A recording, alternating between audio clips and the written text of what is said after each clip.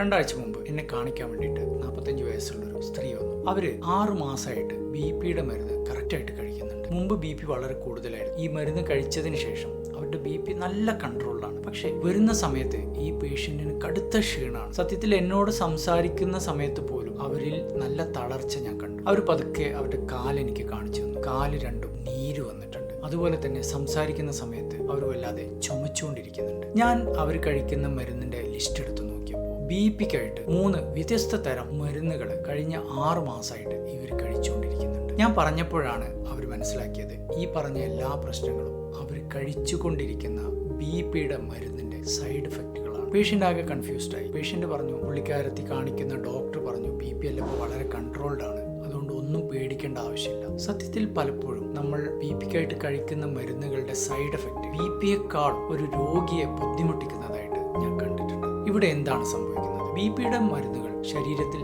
എങ്ങനെയാണ് പ്രവർത്തിക്കുന്നത് എന്നുള്ളത് നമ്മൾ അറിയണം. ശരീരത്തിന്റെ സ്വന്തമായിട്ടുള്ള നാച്ചുറൽ സിസ്റ്റം മാറ്റിമറിച്ചിട്ടാണ് BP കൺട്രോളിനായിട്ട് ഈ മരുന്നുകൾ പ്രവർത്തിക്കുന്നത്. ചില മരുന്നുകൾ ഹൃദയത്തിന്റെ മിടിപ്പിന്റെ എണ്ണം കുറച്ചിട്ട് BP കുറക്കാൻ നോക്കും. ചില മരുന്നുകൾ രക്തധമനികൾ ചുങ്ങുന്നതിന് കാരണമായിട്ടുള്ള ഹോർമോണുകളെ തടഞ്ഞിട്ട് BP കുറക്കും. ചില മരുന്നുകൾ രക്തധമനികളെ വികസിപ്പിച്ചിട്ട് BP കുറക്കും. ഇങ്ങനെ ചെയ്യുന്ന ഓരോ പ്രവർത്തനത്തിന്റെയും ഭാഗമായിട്ട് ശരീരത്തിലെ സൈഡ് എഫക്റ്റുകൾ വരികയാണ്. BP മരുന്ന് കഴിക്കുന്നവർ ശ്രദ്ധിക്കേണ്ട 5 സൈഡ് എഫക്റ്റുകൾ എന്തൊക്കെയെന്ന് നമുക്ക് നോക്കാം. ഒന്നാമത്തേത് വിട്ടുമാറാത്ത ക്ഷീണവും തളർച്ചയും. എക്സർസൈസ് ചെയ്യുമ്പോൾ കടുത്ത ക്ഷീണം വരും. ഹൃദയമിടിപ്പ് കുറക്കുന്ന ബീറ്റാ ബ്ലോക്കർ BP മരുന്നുകൾ കഴിക്കുന്ന പല ആളുകൾക്കും വരുന്ന ഒരു ബുദ്ധിമുട്ടാണിത്. രണ്ടാമത്തേത് പലപ്പോഴും കാലിൽ നീര് വരും. രക്തധമനികൾ വികസിപ്പിക്കുകയും അതിനിടയിലൂടെ ഫ്ലൂയിഡ് ലീക്കായിട്ട് കാലിൽ നീരിറങ്ങുകയും സംഭവിക്കുമ്പോഴാണ് ഇങ്ങനെ വരുന്നത്. ഇത് പലപ്പോഴും അമ്ലോഡിപ്പിൻ പോലുള്ള മരുന്നുകളിൽ നിന്നാണ് ഉണ്ടാകുന്നത്. മൂന്നാമത്തേത് തലകറക്കം, കണ്ണിലിട്ട് കയറുക. BP-ക്കായിട്ട് ഒരുപാട് മരുന്ന് കഴിക്കുന്ന ആളുകൾ പലപ്പോഴും